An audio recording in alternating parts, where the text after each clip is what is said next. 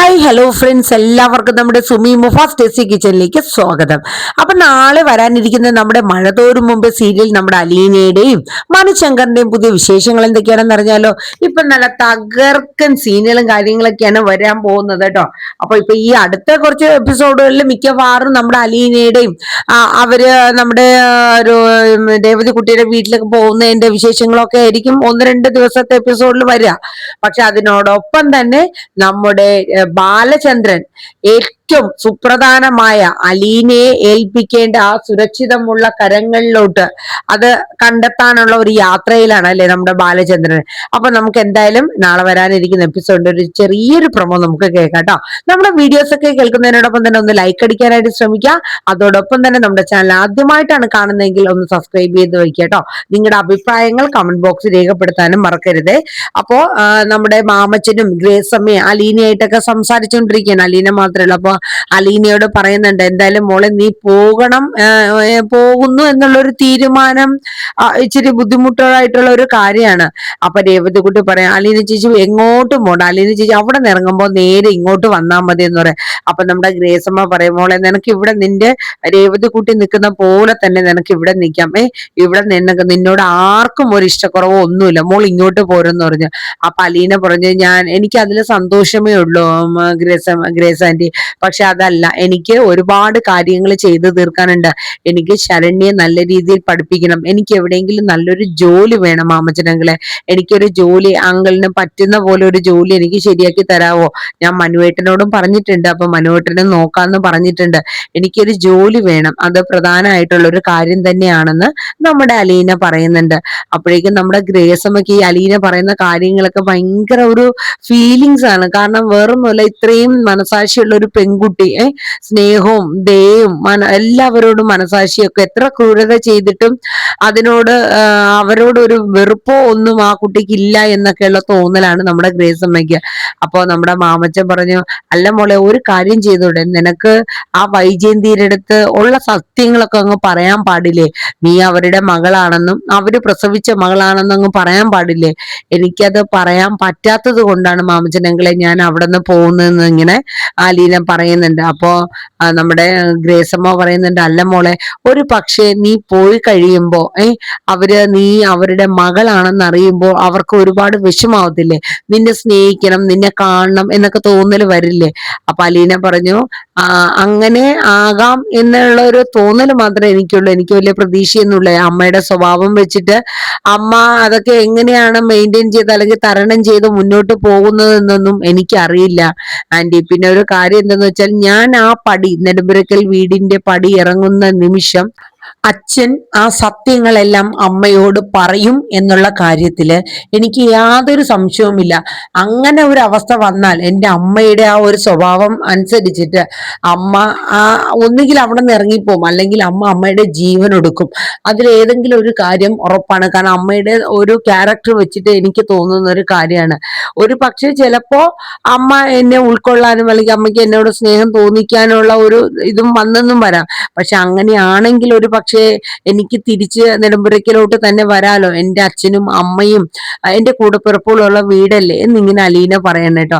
അപ്പൊ അലീന ഈ പറയുന്ന വാക്കുകളൊക്കെ നമ്മുടെ മാമച്ചനും ഗ്രേസമ്മയും രേവതി കുട്ടിയൊക്കെ ഇങ്ങനെ നോക്കി ഇങ്ങനെ കേട്ടോണ്ടിരിക്കുകയാണ് കേട്ടോ. എന്നിട്ട് നമ്മുടെ മാമച്ചൻ പറയുന്നുണ്ട്, എന്തായാലും മോളെ, നിനക്ക് ആരും ഇല്ല എന്നുള്ള ഒരു തോന്നലൊന്നും നിനക്ക് വേണ്ട. നിനക്ക് എപ്പോ വേണമെങ്കിലും ഇവിടെ വരാം, ഇവിടെ നിന്റെ സ്വന്തം വീട് പോലെ തന്നെ കരുതി നിനക്ക് ഇവിടെ നിൽക്കാം എന്ന് പറയുന്നുണ്ട്. എന്നിട്ട് മാമച്ചൻ ഒരു കാര്യം കൂടെ നമ്മുടെ അലീനയോട് പറയുന്നുണ്ട്, മോളെ, എത്രയൊക്കെ പറഞ്ഞാലും ബാലചന്ദ്രനെ ഞാൻ സമ്മതിച്ചിരിക്കുന്നു. കാരണം നിന്റെ സ്വന്തം അച്ഛനല്ലായിരുന്നിട്ട് കൂടി നിന്നെ ഇത്രയേറെ ഒരു അച്ഛന്റെ സ്നേഹവും വാത്സല്യവും ഒക്കെ തന്ന് നിന്നെ സ്നേഹിക്കുന്ന ആ മനുഷ്യനോട് ഞാൻ ഒരുപാട് റെസ്പെക്ട് ചെയ്യുന്നു എന്ന് തന്നെ നമ്മുടെ മാമച്ചൻ പറയാൻ കേട്ടോ. അപ്പൊ അലീന പറയുന്നുണ്ട്, അത് ശരിയാണെങ്കില്, കാരണം ആ ഒരു കാര്യത്തില് ഞാൻ ഒരുപാട് ഭാഗ്യം ചെയ്തവള് തന്നെയാണ്. കാരണം ഒരു അച്ഛന്റെ എല്ലാ സ്നേഹവും ഞാൻ ആദ്യമായിട്ട് എൻ്റെ ജീവിതത്തിൽ അറിയുന്നത് എൻ്റെ അച്ഛന്റെ അടുത്ത് തന്നെയാണ്, അച്ഛന്റെ അടുത്ത് നിന്ന് തന്നെയാണെന്നുള്ളത് അലീന പറയാൻ കേട്ടോ. അപ്പോഴേക്കും നമ്മുടെ ഗ്രേസ് അമ്മ പറയുന്നുണ്ട്, എടി കണ്ടോടി, എവളെ കണ്ട് പഠിക്കണം പറഞ്ഞു കേട്ടോ. ചുമ്മാ ഇങ്ങനത്തെ അങ്ങോട്ടും വലിയ വാചകം അടിച്ച് നടന്നിട്ടൊന്നും കാര്യമില്ല എന്ന് പറയാം. അപ്പൊ നമ്മുടെ രേവതി കുട്ടി പറയാം, അതാണ് എൻ്റെ അലീന ചേച്ചി, ഇപ്പൊ കണ്ടോ എന്ന് പറയാം. അപ്പൊ പറയാം, അങ്ങനെ അലീന ചേച്ചി എന്ന് പറഞ്ഞിട്ട് കാര്യമില്ല, ആ സ്വഭാവം കൂടെ നിനക്ക് കിട്ടണം എന്നിങ്ങനെ രേവതി കുട്ടിയോട് നമ്മുടെ ഗ്രേസ് അമ്മ പറയും കേട്ടോ. അത് കഴിഞ്ഞിട്ട് പിന്നീട് കാണിക്കുന്ന സീൻ എന്ന് പറയുന്നത് അവരെല്ലാരും നല്ല ഹാപ്പി ആയിട്ട് സന്തോഷമായിട്ട് ഫുഡൊക്കെ കഴിച്ചും കുറെ കളിത്തമാശകളൊക്കെ പറഞ്ഞ് കുറച്ച് നല്ല രീതിയിൽ തന്നെയാണ് അവർക്ക് അവിടെ ആ ഒരു ദിവസങ്ങളൊക്കെ പൊക്കോണ്ടിരിക്കുന്നത്. കാരണം ഒരു ബുദ്ധിമുട്ടോ അല്ലെങ്കിൽ ഒരു ആർക്കും ആരോടും ഒരു ഇതൊന്നുമില്ല, എല്ലാവരും നല്ല സന്തോഷത്തോടെ തന്നെ. അലീനയ്ക്ക് എൻ്റെ എല്ലാ, അതായത് രേവതി കുട്ടിയും കൂടെ ചേർത്ത് അനിയത്തിമാരുടെ ഒരു പ്രത്യേക ഒരു ഇത് തന്നെയായിരുന്നു. അതുകൊണ്ട് ഭയങ്കര സന്തോഷമായിരുന്നു. അതിലേറെ മാമച്ചനും ഗ്രേസമ്മയ്ക്ക് സന്തോഷമായിരുന്നു, ഒരാളെനക്കൊക്കെ വീട്ടിൽ വന്നപ്പോൾ ഉള്ളൊരു സന്തോഷം. അത് കഴിഞ്ഞിട്ട് പിന്നെ കാണിക്കുന്നത് രാത്രി കിടക്കുമ്പോൾ, അത് ഇന്നലെ നമ്മൾ പറഞ്ഞ സീനാണ്, പക്ഷെ അത് ഇന്നത്തെ കയറി വന്നിട്ടില്ല കേട്ടോ. അതായത് നമ്മളെ കൃഷ്ണമോൾ ഇങ്ങനെ സങ്കടപ്പെട്ട് ആലോചിച്ച് കിടക്കുകയാണ്. ആ സമയത്ത് നമ്മുടെ ബബിത ചോദിക്കുന്നുണ്ട്, നീ എന്തിനാടി ഇങ്ങനെ സങ്കടപ്പെട്ടിരിക്കുന്ന കൃഷ്ണേ? അപ്പൊ പറയാം, അല്ല ബബിതേച്ചി എപ്പോഴെങ്കിലും ആലോചിച്ചിട്ടുണ്ടോ, നമ്മുടെ അലീന ചേച്ചി വീട്ടിൽ വന്നതിന് ശേഷമല്ലേ സത്യം പറഞ്ഞ ബബിതേച്ചിയോട് പോലും ഞാൻ ഇത്രയേറെ സംസാരിക്കാനും രോഹിയേട്ടനോട് സംസാരിക്കാനും നമ്മൾ അങ്ങോട്ടും ഇങ്ങോട്ടും പരസ്പരം അറിഞ്ഞ് മനസ്സിലാക്കി സ്നേഹിച്ച് സംസാരിച്ചൊക്കെ തുടങ്ങിയത് ഒരു പക്ഷെ അലീന ചേച്ചി വന്നത് പിന്നെയല്ലേ. അപ്പൊ ബബിത പറയും, അത് ശരിയാ, അലീന ചേച്ചി പോണ കാര്യം ഓർക്കുമ്പോഴാ ബബിത പറയണം. അപ്പൊ കൃഷ്ണമോള് പറയും, എന്ത് പറഞ്ഞിട്ട് അലീന ചേച്ചിയെ നമ്മള് തടഞ്ഞു നിർത്തുക അല്ലെ? അലീന ചേച്ചി പോണോന്നൊരു കാര്യം തീരുമാനിച്ചാൽ അത് ഉറപ്പാണ്, പോയിരിക്കും എന്നുള്ളത് കൃഷ്ണമോള് പറയണ. ബബിത പറയുന്നുണ്ട്, അലീന ചേച്ചിയോട് നമുക്ക് മാക്സിമം പറഞ്ഞു നോക്കാം പോകണ്ട എന്നൊക്കെ. അങ്ങനെ അവർ അങ്ങോട്ടും ഇങ്ങോട്ടും ചേച്ചി അനിയത്തിയും കൂടെ പല കാര്യങ്ങളും അങ്ങോട്ടും ഇങ്ങോട്ടും പറഞ്ഞൊക്കെ ഇരിക്കാൻ കേട്ടോ. അത് കഴിഞ്ഞിട്ട് പിന്നെ നമ്മുടെ അലീന മാമച്ചനോടും ഗ്രേസമ്മയോടും പറയുന്നുണ്ട്, പിന്നെ അച്ഛൻ ഒരു ദൂരയാത്ര പോയിരിക്കുന്നത് എന്തിനാണെന്ന് എനിക്കറിയാം, എന്നെ സുരക്ഷിതമായ കൈകളിൽ ഏൽപ്പിക്കാനുള്ള ഒരു യാത്ര പോലെ എനിക്ക് തോന്നിയത്. ഞാൻ ഗോവർദ്ധൻ അങ്കിളിനോട് ചോദിച്ചായിരുന്നു, പക്ഷെ അങ്കിള് പറഞ്ഞത് എനിക്ക് കറക്റ്റ് ആയിട്ടൊന്നും അറിയില്ല ലീന എന്ന് പറയുന്നത്. ഒരു പക്ഷെ ചിലപ്പോൾ ഗോവർദ്ധൻ അങ്കിളിനോട് ഇറങ്ങുന്ന സമയത്ത് ചിലപ്പം പറഞ്ഞിട്ടുണ്ടാവില്ല, അതായിരിക്കാം വാസ്തവം. എന്തായാലും അച്ഛൻ പോയിരിക്കുന്നത് എൻ്റെ ആവശ്യത്തിന് വേണ്ടിയിട്ടാണെന്നുള്ളത് എനിക്ക് ഉറപ്പാണ് എന്നിങ്ങനെ അലീന മാമച്ചനോടും ഗ്രേസമ്മയോടും പറയണം കേട്ടോ. അത് കഴിഞ്ഞ് കാണിക്കുന്നത് നമ്മുടെ ബാലചന്ദ്രനും നമ്മുടെ ഗോവർദ്ധനും നമ്മുടെ നീലഗിരിക്ക് നമ്മുടെ ഗംഗാധരന്റെ അടുത്ത് എത്തുകയാണ്. അപ്പോ ഗംഗാധരൻ വന്ന് വീട്ടിലെത്താണ്, വീട്ടിലെത്തി കോളിംഗ് ബെല്ലൊക്കെ അടിക്കുകയാണ്. അപ്പൊ അവര് രാവിലത്തെ ഫുഡൊക്കെ കഴിച്ചിട്ടാണ് അങ്ങോട്ട് പോകുന്നത് കേട്ടോ.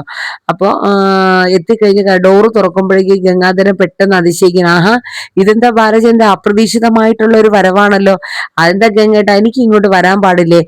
ഓൾവേസ് വെൽക്കം, അതിനൊന്നും അല്ല, എന്നാലും ഒന്ന് വിളിച്ചു പറയായിരുന്നു, കാരണം മാലതി ഇവിടെ ഇല്ല. അതിനൊന്നും കുഴപ്പമില്ല, ഞങ്ങൾ ഇവിടെ 1-2 ദിവസത്തെ ചെറിയൊരു ഇതിനു വേണ്ടി വന്നതാണെന്ന് പറഞ്ഞു. പക്ഷെ ഗംഗാധരന്റെ ഉള്ളിൽ അറിയാം, ബാലചന്ദ്രനെ കണ്ടപ്പോ തന്നെ ഗംഗാധരന്റെ ഉള്ളൊന്ന് കത്തിയായിരുന്നു. കാരണം എന്തെങ്കിലും ഉദ്ദേശം ഇല്ലാണ്ട് ബാലചന്ദ്രൻ ഇങ്ങോട്ട് വരില്ല എന്നുള്ള കാര്യം ഗംഗാധരന് വളരെ ഉറപ്പുള്ള ഒരു കാര്യം തന്നെയായിരുന്നു. ഗോവർദ്ധനെ സംബന്ധിച്ച് ഗോവർദ്ധന ആദ്യമായിട്ടാണ് നീലഗിരിക്ക് ഇവിടെ ഗംഗാധരന്റെ വീട്ടിൽ വരുന്നത്. അപ്പൊ രണ്ടുപേർക്കും ചായയും കാര്യങ്ങളൊക്കെ റെഡിയാക്കി ഇടാനായിട്ട് പോയപ്പം ബാലേന്ദ്രൻ പറഞ്ഞു, വേണ്ട ഗംഗേട്ട, ഞങ്ങള് ഫുഡൊക്കെ കഴിച്ചിട്ടാ വന്നേക്കുന്നേ, അത് കുഴപ്പമില്ല എന്ന് പറഞ്ഞു. അങ്ങനെ അവരുടെ റൂമിലൊക്കെ പോയി ഫ്രഷ് ആയി വരാനുള്ള ഒരു ഇതില് ഗംഗാധരൻ എല്ലാം അറേഞ്ച് ചെയ്ത് കൊടുക്കുന്നുണ്ട്. അപ്പോ ബാലചന്ദ്രനെ കുളിക്കലോ അല്ലെങ്കിൽ ഫ്രഷ് ആവോ അതൊന്നും അല്ല പ്രധാനം, ബാലചന്ദ്രന്റെ മനസ്സുകളില് കുറച്ച് കാര്യങ്ങളുണ്ട്, ആ കാര്യങ്ങൾക്ക് ഒരു ഉത്തരം കിട്ടണം, അതാണ് ബാലചന്ദ്രന്റെ ലക്ഷ്യം. അങ്ങനെ ബാലചന്ദ്രൻ ഗംഗേട്ടനുമായിട്ട് പേഴ്സണലായിട്ട് സംസാരിക്കണം. അപ്പൊ ഗംഗാധരൻ ചോദിക്കുന്നുണ്ട്, അല്ല ബാല, നീ എന്തെങ്കിലും ഒരു ഉദ്ദേശം ഇല്ലാണ്ട് ഇങ്ങോട്ട് വരില്ല എന്നുള്ള കാര്യം എനിക്കറിയാം, അല്ല എന്തായിരുന്നു എന്നുള്ളത് ഇങ്ങനെ ചോദിക്കുകയാണ്. അപ്പോ ബാലേന്ദ്രൻ പറയുന്നുണ്ട്, വീട്ടിലെ കാര്യങ്ങളൊക്കെ പറയുന്നുണ്ട്. വൈജയന്തി ഇപ്പോ കൈതക്കൽ വീട്ടിലോട്ട് പോയി. അവൾ അങ്ങോട്ട് പോയോ? അതെന്നാ? കുറച്ചു ദിവസമായി, ഇനി അലീന പോയതിന് ശേഷം മാത്രമേ അവൾ ഈ നിലമ്പൂരക്കൽ വീട്ടിലോട്ട് കാല് കുത്തുള്ളൂ എന്നാണ് പറഞ്ഞിരിക്കുന്നത്. അപ്പൊ അലീന ഇപ്പോൾ ഒരു തീരുമാനം എടുത്തിട്ടുണ്ട്, കാരണം അവള് കാരണം തന്റെ അനുജനും അനുജത്തിമാരുടെ അമ്മ ഒരിക്കലും വേർപെട്ട് പോവാൻ പാടില്ല. അത് അവൾക്ക് ഒരിക്കലും അവളുടെ മനസാക്ഷിക്ക് അതൊരു വലിയ ഒരു മുറിവേൽക്കും അവക്ക്. അതുകൊണ്ട് അവള് ആ വീട് വിട്ട് ഇറങ്ങാനുള്ള ഒരു തീരുമാനം എടുത്തേക്കാണ്. വീട് വിട്ട് ഇറങ്ങാനോ? ഗംഗാധരൻ ചോദിച്ചു. അതെ ഗംഗേട്ട, അവള് പോണം എന്ന് തന്നെയാണ് പറയണത്. പക്ഷെ എനിക്ക് അവളെ അങ്ങനെ അങ്ങ് ഇറക്കി വിടാൻ പറ്റുമോ ഗംഗേട്ട? ഏയ്, അതൊരിക്കലും പറ്റുന്ന കാര്യമല്ല ബാലേന്ദ്രൻ. നമുക്കത് വേണ്ടുന്ന പോലെ ചെയ്യാം. ഞാൻ വേണമെങ്കിൽ അവളുമായിട്ടൊന്ന് സംസാരിക്കാം. വേണ്ട, സംസാരിച്ചിട്ടൊന്നും കാര്യമില്ല. അവളെന്തായാലും തീരുമാനം എടുത്തത് തന്നെയാണ്. പക്ഷേ അതിന് മുന്നോടിയായിട്ട് എനിക്ക് അവളെ സുരക്ഷിതമായ കൈകളിൽ ഏൽപ്പിക്കണം ഗംഗേട്ട. അതിനു വേണ്ടിയിട്ടും കൂടെയാണ് ഞാൻ ഇങ്ങോട്ട് വന്നത്. അപ്പൊ ഗംഗാധരന്റെ മനസ്സിൽ, അല്ല ബാലേന്ദ്ര, നീ എന്താ ഉദ്ദേശിക്കുന്നത്? അത് ഉദ്ദേശിച്ചത് എന്താണെന്ന് ഗംഗേട്ടൻ മനസ്സിലൊക്കെ ആയിട്ടുണ്ടാവും. എങ്കിലും ഞാൻ തന്നെ പറയാം. അതായത് എനിക്ക് അലീനയുടെ അച്ഛനെ കുറിച്ചുള്ള എല്ലാ ഡീറ്റെയിൽസും കാര്യങ്ങളും വേണം. അത് കേട്ടപ്പോ ഗംഗാധരന്റെ നെഞ്ചൊന്ന് പിടച്ചോട്ടോ. അല്ല ബാലേന്ദ്ര, നീ എന്താ ഉദ്ദേശിക്കുന്നത്? അത് തന്നെ, അതായത് എനിക്ക് സ്റ്റാൻലി എവിടെയാണെന്ന് അറിയണം. ഇപ്പൊ എവിടെയാണ് താമസിക്കുന്നത്, സ്റ്റാൻലിയുടെ ഇപ്പൊ ഇനിയുള്ള നിലപാട് എന്താണ് എന്നുള്ളതൊക്കെ എനിക്ക് അറിയണം. അയാളുമായിട്ട് എനിക്കൊരു ഒരു കൂടിക്കാഴ്ച ഞാൻ ആഗ്രഹിക്കുന്നുണ്ട്. എനിക്ക് സംസാരിക്കണം ഗംഗേട്ട എന്ന് പറയുന്നുണ്ട്. അപ്പോ നമ്മുടെ ഗംഗാധരൻ പറയുന്നുണ്ട്, അതിന്റെ ആവശ്യമുണ്ടോ? നമുക്ക് വേണ്ടുന്ന കാര്യങ്ങളൊക്കെ അവക്ക് ചെയ്തു കൊടുത്താൽ പോരെ? അപ്പൊ അത് പോരാ ഗംഗേട്ട, അവക്ക് സുരക്ഷിതമായിട്ട് അവളുടെ ഭാവി സുരക്ഷിതമാക്കി കൊടുക്കേണ്ട ഉത്തരവാദിത്തം എനിക്കുണ്ട്. അതുകൊണ്ട് നമുക്ക് എന്തായാലും അതിലേക്ക് തന്നെ പോയാലേ ആ കാര്യങ്ങൾ നടക്കുള്ളൂ എന്ന് പറയുന്നുണ്ട്. അപ്പൊ ഗംഗാധര ഒരു നിമിഷം ഇങ്ങനെ കുനിഞ്ഞ് ആലോചിക്കുകയാണ്. അപ്പൊ ബാലേന്ദ്രൻ പറയും, അയാൾ ഇപ്പോ നിലവിൽ എവിടെയുണ്ട്? അപ്പൊ പറയും, എനിക്ക് സത്യം പറഞ്ഞാല് എനിക്ക് സ്റ്റാൻലി ഉള്ള കാര്യങ്ങളൊക്കെ നമ്മുടെ ഗംഗാധരൻ ബാലേന്ദ്രനോട് പറയാണ്. ഇന്ന സ്ഥലത്തായിരുന്നു, പക്ഷെ ഇപ്പോ നിലവിൽ എനിക്ക് എവിടെയാണ് അയാൾ താമസിക്കുന്ന അറിയില്ല. നമ്മുടെ ഇത് കഴിഞ്ഞ് പിന്നെ ഒരു കോണ്ടാക്റ്റും കാര്യങ്ങളൊന്നും പിന്നെ പുള്ളിയായിട്ട് ഞങ്ങൾക്കില്ല എന്നുള്ളത് ഗംഗാധരൻ ബാലചന്ദ്രനോട് പറയാണ്. അപ്പൊ അതൊക്കെ കേട്ട് കഴിഞ്ഞപ്പോഴത്തേക്ക് ബാലേന്ദ്രൻ പറഞ്ഞു, എങ്ങനെയാണെങ്കിലും വേണ്ടില്ല, ഞാൻ ഇവിടെ നിന്ന് പോകുന്നതിന് മുന്നേ എനിക്ക് ഗംഗേട്ടൻ സ്റ്റാൻലിയുടെ ഇപ്പൊ താമസിക്കുന്ന സ്ഥലം, സ്റ്റാൻലിയുടെ അഡ്രസ്സും കാര്യങ്ങളും ഒക്കെ എനിക്കൊന്ന് തരണം. കാരണം എനിക്കത് അത്യാവശ്യമാണ്. അത് കിട്ടിയാൽ മാത്രമേ ഞാൻ ഇവിടെ നിന്ന് പോകത്തുള്ളൂ എന്നുള്ളൊരു ഭീഷണി സ്വരവും കൂടെ ബാലചന്ദ്രൻ ഗംഗാധരനോട് പറയുന്നുണ്ട്. അപ്പൊ ഇതൊക്കെ കേട്ട ശേഷം നമ്മുടെ ഗംഗാധരൻ പറയുന്നുണ്ട്, എന്തായാലും ഞാൻ നോക്കട്ടെ, നമുക്ക് വേണ്ടുന്ന പോലെ ചെയ്യാം എന്നുള്ളതൊക്കെ പറയണേ. അപ്പോ നമ്മുടെ ബാലചന്ദ്രൻ ഏകദേശം കാര്യങ്ങളൊക്കെ ഗംഗാധരനോട് പറഞ്ഞു കഴിഞ്ഞു. അപ്പൊ ഏകദേശം നാളെ വരുന്ന എപ്പിസോഡിൽ ഏകദേശം ഇത്രയൊക്കെ തന്നെയാണ് പറയുന്നത്. അപ്പൊ എല്ലാവരും നമ്മുടെ വീഡിയോസ് ഒക്കെ ഒന്ന് കേൾക്കുക, സപ്പോർട്ട് ചെയ്യുക, നിങ്ങളുടെ അഭിപ്രായങ്ങളൊക്കെ ഒന്ന് രേഖപ്പെടുത്തുക കേട്ടോ. അങ്ങനെ നമ്മുടെ ബാലചന്ദ്രൻ നമ്മുടെ സ്റ്റാൻഡിയെ തേടിയുള്ള യാത്ര തുടർന്ന് പോവാണ്. അവസാനം സ്റ്റാൻലിയെ കണ്ടുമുട്ടുന്നുണ്ട്. അങ്ങനെ സ്റ്റാൻലിയുടെ അടുത്ത് തന്റെ മകൾ അലീന, വൈജയന്തിക്ക് പിറന്ന മകൾ അലീന ജീവനോടെ ഉണ്ടെന്നും, പെൺകുട്ടി ഇപ്പോ 10-22 വയസ്സായ ഒരു പെൺകുട്ടി എന്റെ വീട്ടിലുണ്ടെന്നൊക്കെയുള്ള കാര്യങ്ങള് സ്റ്റാൻലി അറിയിക്കുകയാണ്. ഈ സ്റ്റാൻലി എന്ന് പറയുന്നത് നമുക്കൊരു പേടിപ്പെടുത്തുന്ന ഒരു സ്വപ്നം കൂടെയാണ് കേട്ടോ.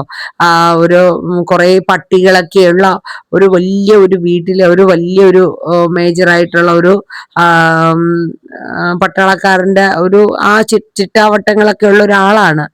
അപ്പൊ എന്തായാലും നമുക്ക് കാത്തിരിക്കാം നമ്മുടെ മഴതോരും മുമ്പ് സീരിയൽ ഇനി ഏത് രീതിയിലാണ് പോകുന്നതും എന്നൊക്കെ ഉള്ളത് അല്ലെ. അപ്പൊ എല്ലാവർക്കും നല്ലൊരു ശുഭരാത്രി പറഞ്ഞുകൊണ്ട് നാളത്തെ പ്രൊമോ ഇവിടെ വൈൻഡപ്പ് ചെയ്യുന്നു. Tata, bye bye, take care, thank you.